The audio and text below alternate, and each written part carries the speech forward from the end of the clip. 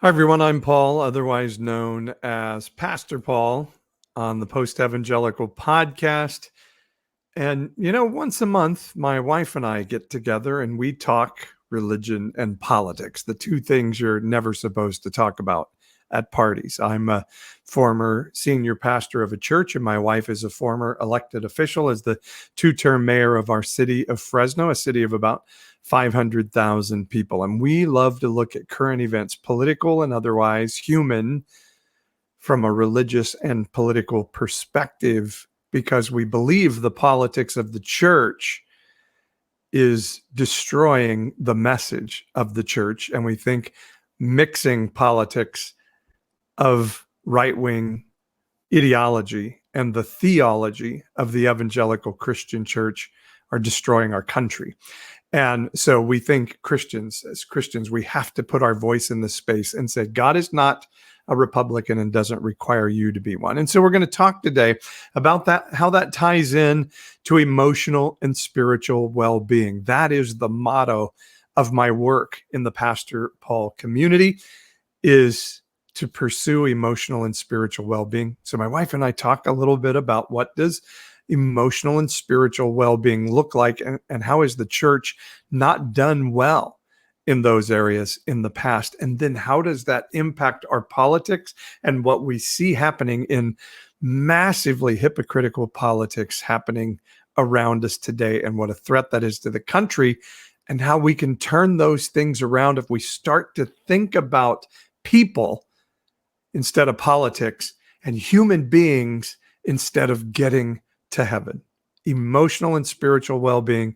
It's our topic today. And hey guys, if you like what I do here on the Post Evangelical podcast and in the Pastor Paul community and work that I do, go to my website, pastor-paul.com, check out all the options there, and particularly give me your email address for our e-newsletter, the Insider's newsletter each week, so you can know what's going on in the Pastor Paul community. So go to pastor-paul.com, see all the cool stuff there, sign up for our newsletter, and if you can, give us some just a little bit of financial support each month to help facilitate all the free content we do on an ongoing basis and keep the work of the Pastor Paul community going. Now, my wife Ashley joins me, and we talk religion and politics on the Post Evangelical podcast.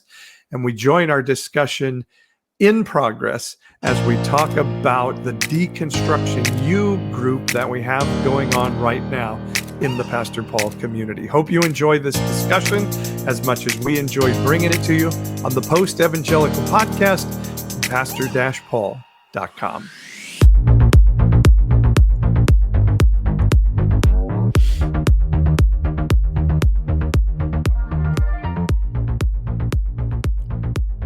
Kristen says, I love Deconstruction U. I didn't speak, but it was amazing. Oh, good. That's good feedback. I really was I started crying twice in the middle of it. Oh, you did? I did. Wow. I know. Not because it was bad or no. It was just like, I just feel like this, you and the group, and like, I mean, it's not just, it's a whole big thing. I'm not saying it's just you, but obviously I am biased. I think you're amazing. But I just feel like layers are being peeled back. There's this deconstruction process where at first everything feels so scary, and the whole point of Deconstruction U is to create a safe space for people who have similar questions to kind of find each other and not be kicked out of the club, and not be, divorced from their family. And it's a safe place for people to connect around deconstruction and just kind of reevaluating, if the evangelical interpretation of the Bible, in fact, should be let go of, or just put in line with a long list of other religious interpretations of, whatever scripture. Boy, you really do rethink your life, and you really do think like, whoa, so it really is about loving other people. Like, what if that is, in fact, the spirit, the whole point, the whole thing is just how we're connecting with one another. So yeah, it's very powerful. It's our motto is pursuing emotional and spiritual well-being together. And So we're saying, like, if Jesus wasn't saying, I'm here to make you into Christians Yeah. and to join a Christian sect and everybody else is going to hell, but instead said, I've come to sozo you, to reconcile you to your original relationship with God that religious people talked you out of Yeah. and told you you couldn't have that relationship anymore. Yeah. I think it makes all the difference in the world of how we It's live. it's really it's like takes my breath away, to be honest. So anyway, I started crying a couple times during the session because I just thought it was really sweet and just revealing such a powerful, true kind of feeling of God and love. It was a presence, like God's presence. And what I loved was people saying, okay, I'm kind of scared by what we're delving into. I'm a little bit scared that we're, walking away from what I've always believed. And I think we have to be present to that it's scary to leave your long held beliefs behind. And maybe I would say more, it's very courageous. It is courageous. And I believe commanded by the Bible to leave those beliefs behind. So, Oh gosh, that was the bet. Like, well, I feel like there was the one thing about Deconstruction U is that you cover so much in one session. I know Like, it's almost really, too much. yeah, you really could break out that one session tonight in like 2 or 3 different topics. And thankfully, there is Bible talk for this because yesterday's Bible talk, which I still haven't listened to, but you told me about it, was all about Job. Job really being the first kind of deconstructing guy. And or the You're right. No, that's a good way to say it. and that was really, really profound. And it was like, actually, the deconstruction process is how Job found God. Yeah. He didn't get like healed from his deconstruction. He actually found authentic God. And then God said, see, you did it. That's what you're supposed to do. And the conclusion is the ones that were certain that they knew who God was and had the certainty of their religious beliefs, at the end of it all, God says, you guys better have Job pray for you. Yeah. The guy that was questioning me and accusing me of being unfair, you better have that guy pray for you because your certainty is bad. If God is big, like evangelicals believe that God is, that God can take being chewed out. And that's what Job did in the story of Job. He said, you're not fair. The thief and the adulterer end up in the same place as me. That's not fair. You're not a fair God. And at the end of it all, God has this interaction with Job and he mocks Job a little bit. They fight, they wrestle. And in the end, God says, way to go, Job. Well, you're the man. So our question for tonight, spirituality versus religion. Was that the question? Well, I feel like talking about spiritual and emotional well-being is the same as kind of drilling into spiritual health versus, so we could, I think, just go at it that way. Okay. So if you go to the website, pastor-paul.com, you'll see our tagline on there is pursuing emotional and spiritual well-being together. And so what does that mean to pursue emotional and spiritual well-being? I believe that Jesus did not come to start a new religion called Christianity. He didn't come to start a religion called Jesusianity. Jesus' teachings were to connect humanity back to a partnership with heaven that didn't need religion in between to insulate that connection between heaven and earth. That the point of salvation, or sozo, which is the Greek word for saved or salvation in the New Testament, is sozo, which means to be reconciled body, mind, and soul, not just get to eternity and get to heaven, but to have a life to the full, as Jesus said he came to bring here. And so emotional and spiritual well-being is like, how am I doing in my body? How am I doing in my spirit? And how am I doing in my mental health? And I think the church has failed miserably in the past to be attentive to emotional health of its followers and just read the Bible and Jesus will fix it and it'll all be good. And we have severely neglected emotional well-being. So our goal is to say we want to see people wholly healed, WHOLLY, healed, body, mind, and soul, body, mind, and spirit. And so spirituality without religion is just like, hey, I get to be connected to heaven, whatever heaven or God or the universe looks like to me. And I get to have that interaction freely without the need of a religion or a religious belief system to take me there. And in fact, I'm just in a season where I feel like religion actually gets in the way of that connection. And we need to say, imagine there's no heaven, as John Lennon said, imagine there's no religion, and imagine we just get to connect to the divine spirit over the universe all on our own. Why your website, that's the tagline, Pursuing Emotional and Spiritual Well-Being Together, is because the church, first of all, creates a lot of the problems people are dealing with that get in the way of emotional and spiritual health. And there's absolutely no outlet. In fact, it's stigmatized. I'm saying stuff that like is not particularly insightful. Everyone's kind of thinks this already.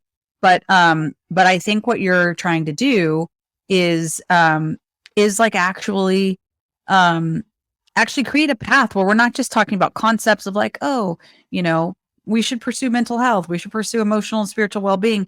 Like, right, how do you actually do that? What are the practical steps? How do you like live that out? Yeah. So I think that's what you're trying to pursue. And I don't know, there's a lot to unpack there. So we think the goal is not just to get somebody to say a prayer and declare themselves a Christian and I get to go to heaven when I die, but is it Psalm 27 says, I would have despaired had I not believed I would see the goodness of God in the land of the living, that if I wouldn't see goodness from heaven played out and manifest and portrayed on this dirt, is what the literal translation of that is, I would be really sad. And so I don't believe we're just supposed to go, oh, well, someday, come quickly, Jesus, get us out of here and let this place go to hell in a handbasket. It is our job as followers of Christ to change and bring the kingdom of heaven to earth and advance the kingdom of heaven on earth.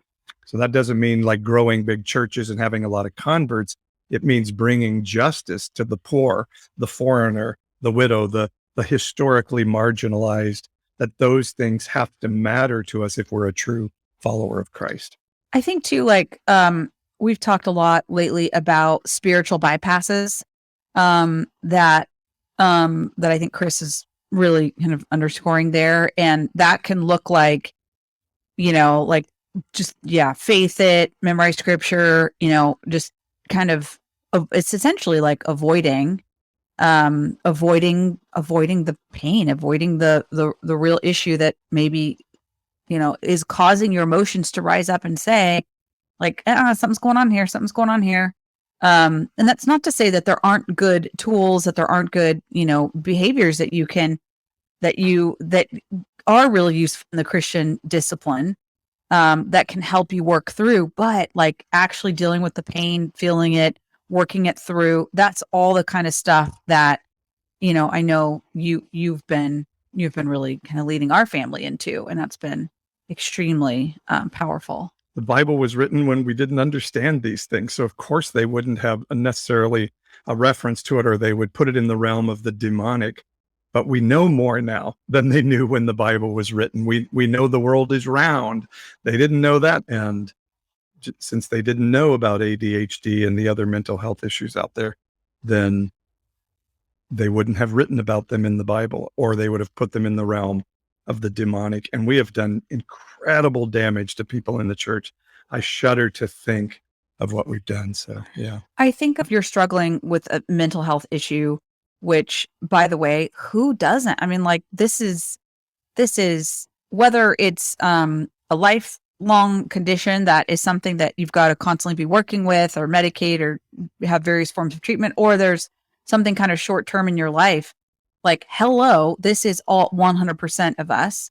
But if you're in that place, like, I mean, I can remember so many times being active in my church for many, many years where, we just try to pray stuff away, pray it away. And it doesn't go away necessarily. And so people would probably like just stop coming to church, or at some point they get the message that, they're not good enough for God to step in and help them. Like other people may be, but they're not. And it creates this whole like shutdown, like it shame and shutdown happens. So I'm thinking like even right now, for those of you who are saying like, yeah, I'm ADHD or anxious or whatever, like I feel like the reverse of what the church does, which is leaning into that part of you that is feeling, that is carrying that burden, and like, and being like, man, you're right to be worried about that, or you're right to be anxious about that, and like just loving on yourself, which, you know, we all carry the love of God in us. You can love on yourself and actually, you know, experience that freedom. Like it's okay to have these struggles, you know. Seek professional help as much as possible, but the sort of self talk and self love, no matter what. I mean, there may be a lot of other things that you need help with, but no matter what, learning to love yourself. And I don't mean just saying that, but actually learning to love yourself. That's a really important and hard thing to do. Yeah. And we're working on that ourselves, on our own emotional health journeys. And I think that's really important. And if I saw you're disabled and gay. God is not, none of those are an indication that God is disappointed in you. I just find those teachings to be so horrifying. And I wish Christians would stop doing it, because Jesus didn't come to condemn, says John 3:17. He came to reconnect us to heaven and to break the bondage of religion from that. So yeah, it's crazy, crazy. So that's what emotional and spiritual well-being. So not only do we we have a Sunday morning kind of online church service where we take communion together, share life, a Bible talk. We have mindfulness moments on Tuesday morning where we have sort of corporate time of introspection and interaction with the divine of heaven, but also coaching and groups where we learn deeper and more deeply together so that we can fully be living an abundant life, again, which I think is what Jesus said. He came to bring a life to the full. Did I explain that well? I think so. Okay. I mean, I guess others will be the judge of that, but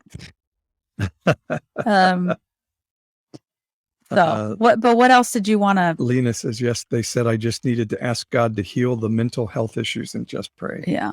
Yeesh. What else? What else were you wanting to delve into when you said we need to talk about emotional and spiritual? Well, I just think those are the important points of it, is that I think evangelicalism and Western Christianity has pressed against the emotional well-being portions of what healthy life looks like, what life to the full looks like. And we just want to break that open and just say, do not listen to your church when they tell you your problems are demonic, because it's probably not demonic. And some of the things we used to call demonic, I now know are like real legitimate physiological mental protections that we've been given as fearfully and wonderfully made creatures. So I shudder to think what we've done to call things demonic and say, we're going to cast that demon out of you and do real damage. Hope you're enjoying this podcast from my wife and I, Ashley. We love to talk religion and politics, and we love to even do it in mixed company. We're not afraid because we're learning together how to do it. I just want to make you aware that part of the work that my wife and I have done in our emotional and spiritual well-being has included some really good mentors and coaches in our lives. And it's a big reason I've been influenced to do coaching in this season. If you're struggling to think of what does this transition look like as I step out of my community belief systems, what does my transition season look like as maybe I'm wondering what's next in my purpose in life, or why am I struggling to get over the hump? My coaching can help. I've been a pastor for almost 25 years, and now in the coaching I'm doing is by far the best pastoring I've ever done. If you're saying, why does this keep happening to me? Why am I struggling? Why can't I get over this hurdle? Why do I not have a voice to speak for myself? Why am I struggling with my identity as my belief systems are changing? All of those are questions that are asked and can be answered by working with a coach. And I think I'm one of the best around. Reconstruction U is the name of my coaching service, my exclusive online curriculum, working with other people who are on the same journey as you, who will affirm that you are not alone. We will do this together through coaching with Pastor Paul. It's called Reconstruction U. Go to my website at pastor-paul.com, click on the learning and coaching button, and you'll find out all about Reconstruction U and how you can start to see a new vision and new purpose in this season and walk out an emotional and spiritual well-being that is powerful, transformative, and sustainable. And that's one of the key terms. Can you keep it going and keep it self-replenishing so you can do so? If you're interested at all, I do charge for this because this is how I earn a living and keep my work going. Just send me an email through the website at pastor-paul.com and we can work through how we can best support you. We have several different options inside of Reconstruction U, and I want you to be a part of it. Reconstruction U is about reconstructing you as you're deconstructing some of the belief systems that have held you captive for so long. There is a process to work through that can set you on a course for vision and purpose that you've never known before, and an emotional and spiritual well-being that you can pursue in community with others. Pastor-paul.com is the place to check it all out. Reconstruction U. I'm ready to work with you today in the pastor-paul.com community. Now back to my discussion with my wife, Ashley, and we look at religious politics and the danger and damage and hypocrisy it's creating in our country today. Hope you enjoy. We like to talk about the week that happened, WTH. Why did I get kicked out of a church when they found out I was a teen mom? Because sometimes Christians are just suck. Mean and suck. We do. We are just sometimes the worst.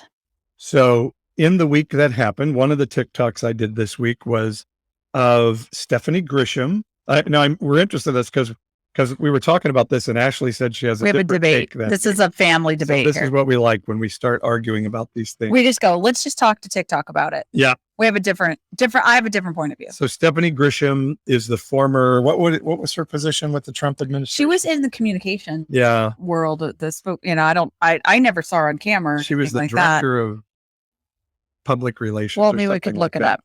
Anyway, she was on The View and so I was saying like, my friend, I like to say that all of these guys are grifters. We see Bill Barr, we see John Bolton, these guys who could have done something when Trump was corrupt and doing illegal things as president.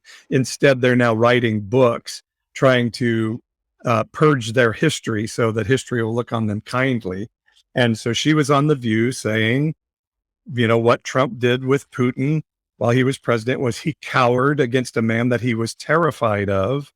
And he told Putin behind the scenes, like, I'm going to try to say some things about you that aren't very nice, but you and I both know we'll work better together. And I don't know that that's out of line. I think presidents probably have done that before, but I think we saw Trump cower to Putin on camera in Helsinki. So, but I was very, very, I have no respect for Mike Pence or Stephanie Grisham or Bill Barr or John Bolton or anyone else who now wants to try to change history and say we're the good guys when they could have done something and stood up when the president was actually doing criminal things as president of the United States. You disagree? Here's where I disagree. First of all, this woman was it says she was the White House communications director. That's it. July 2019 to April 2020. And then she was the chief of staff to the first lady. It says 2020 to 2021. I'm not clicking on the link. So there's more detail there. Anyway, okay. Here's what I think different from Mike Pence. All right. Okay. I don't feel like she's coming out trying to act like kind of have her cake and eat it too. I think she's saying, I got sucked in or I chose to be a part of this. I'm blowing this up now. And I want to be a part of creating an off-ramp for people because a lot of people need to get off the Trump train.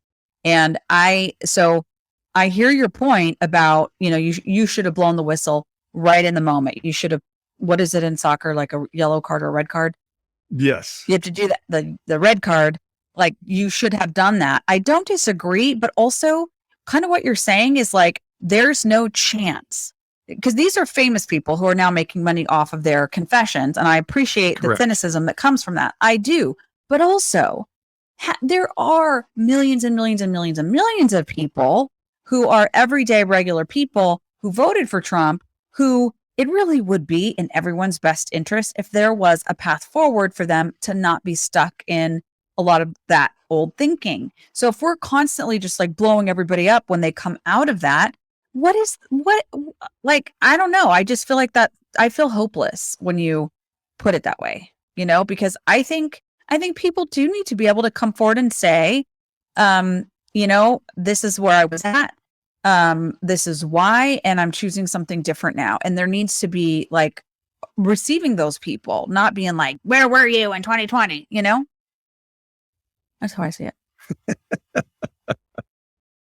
So if Joe Blow MAGA hat wearer on the street wants to say, I was wrong about Trump, and I am 100% on board with you. You can be Nicodemus coming at night saying, I don't want my friends to know, but I'm getting it. But Stephanie Grisham writing a book and going on The View, I think I have a reason to be a little bit That's more jaded. about her than, okay, so I hear you on that. So go ahead. I'm sorry. I think that, I think it's difficult for Joe Blow wearing a MAGA hat. If there's an ecosystem of like, here's what's waiting for you when you walk forward and out of your previous political positions. A lot of shame, a lot of condemnation. We're going to scrub you down with a Brillo pad. We're going to, pour acid on your body. And then like, okay, fine. You can have like served your time for being a Trump supporter.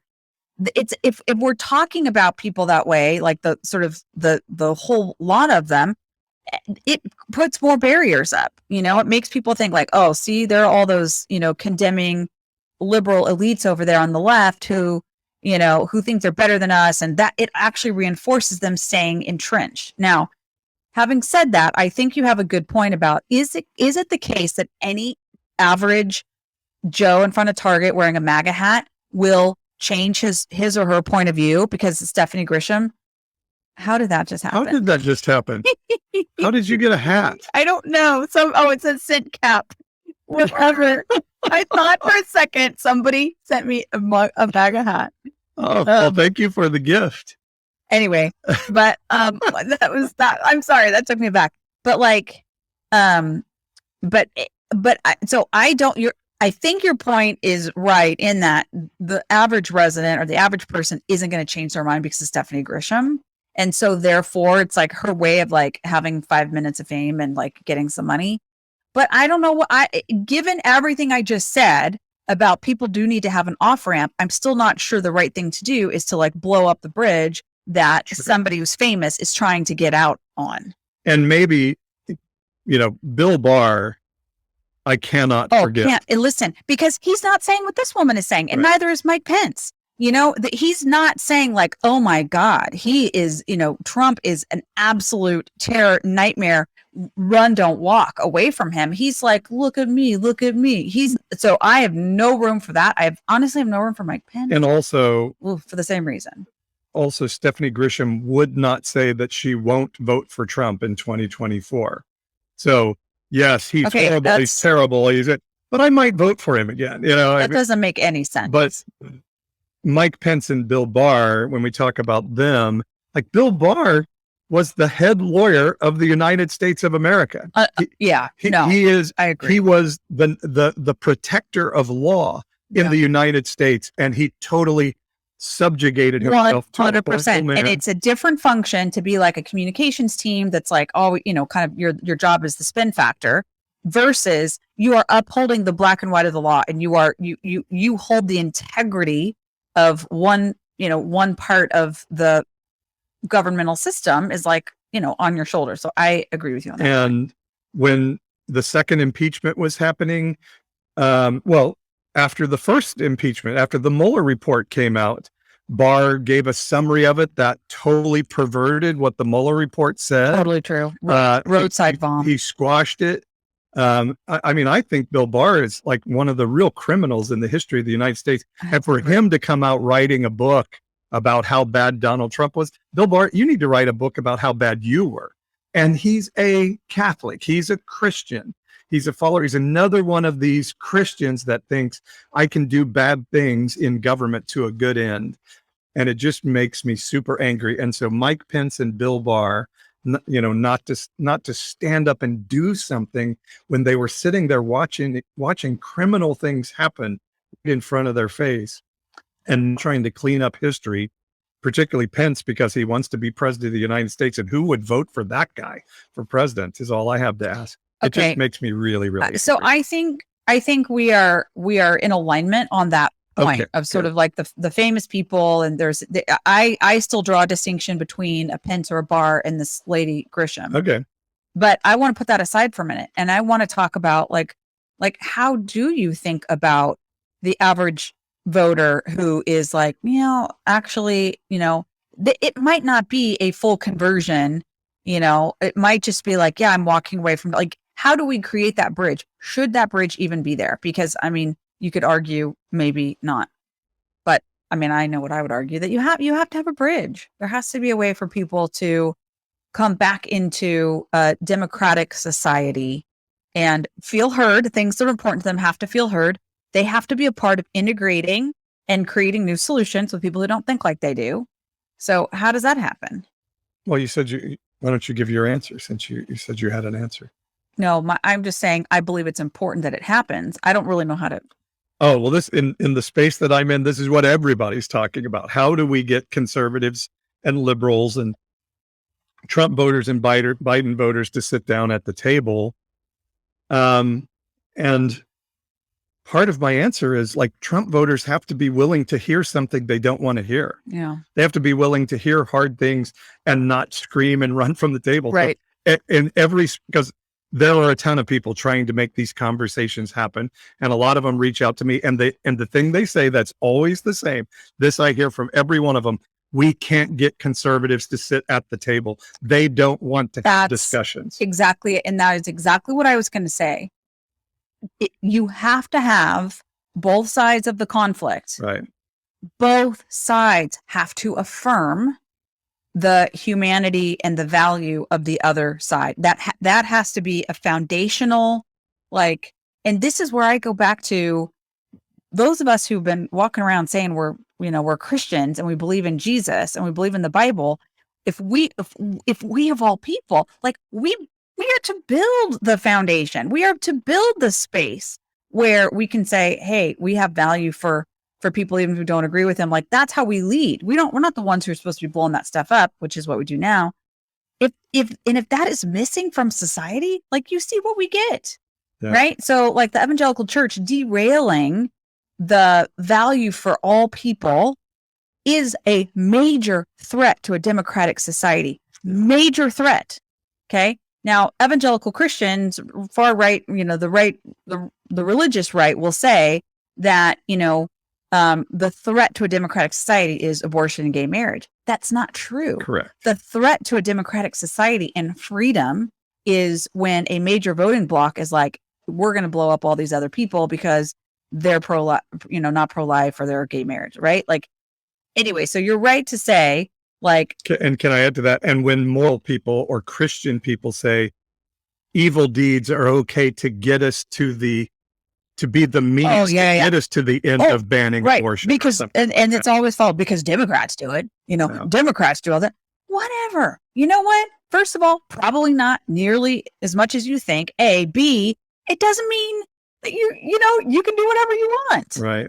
So there's nothing in the Bible that says, well, if they're doing it, it's okay for you to do it. So that, that means to an end of, we believe banning, if Christians say God wants the banning of abortion and the banning of gay marriage more than anything else. Yep.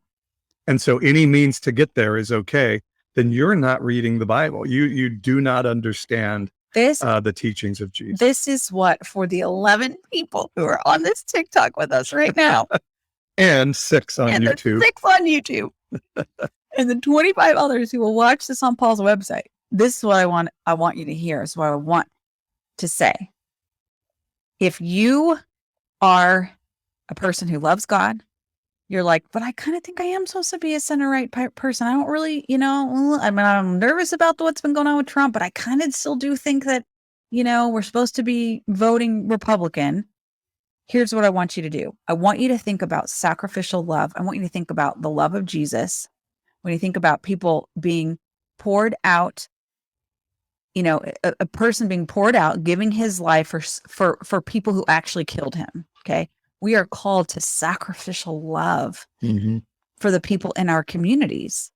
And so if you can't be the person in your town square who can meet anybody and everybody there, Muslims, gay people, abortion rights people, environmentalists, whoever you have been convinced is the boogeyman of society, if you can't go to the middle of your town square and sit there and see those people the way Jesus sees them and love them the way Jesus loves them to the best of your ability, then you better keep praying. You better keep reading your Bible. You better keep evaluating your heart, because that is in fact what we are called to do. We are to be the bridge builders, and we are to help carry other people's agendas and visions and aspirations for the future. That's what we do, and sacrifice to one another per the Bible. Yeah. That's what society's about. And I think what right-wing evangelical Christianity has become is the antithesis of the teachings of Jesus. It's not like a little bit off and needs to be tweaked. It has become the opposite of what Jesus taught. That it is anti-Christ. It is not a Christian religion anymore. It is now.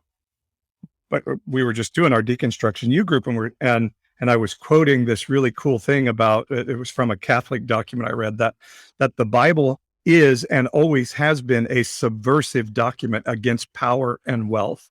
It is a document that has been written in a way from start to finish, every different book, every different writer, to be a cultural pushback to say, whoever is the cultural power broker, you're the ones we're against.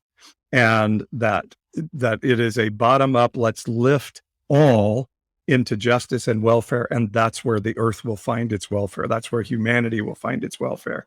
And so to take Christian teaching and say, we're supposed to win political power and impose that on others, is anti-Christ. It is the opposite of the teaching of Christ. Antichrist isn't a person coming someday to fight a war against any country out there. Antichrist is a spirit, a mindset that exists very prevalently in America today. And we should all stand against it. Yes, around the world, of course. Okay. I just know it best here. So we land the plane with this. We say, thanks for hanging out with us. Really happy that you found us. And tell some folks, pastor-paul.com. Would love to have you involved in the ongoing work of what Paul is up to, and you can read more about it on his website. Yeah. pastor-paul.com. Give us your email address to get on our insiders newsletter. And if you can, I know it's a little bit scary with prices out there and stuff right now, but if you can help support us at whatever level you can afford to do, that would be awesome, because this is what I want to be able to provide as much free content as we can. And of course, we sell coaching services and all of those things you can check out. We'll see you soon. Bless you.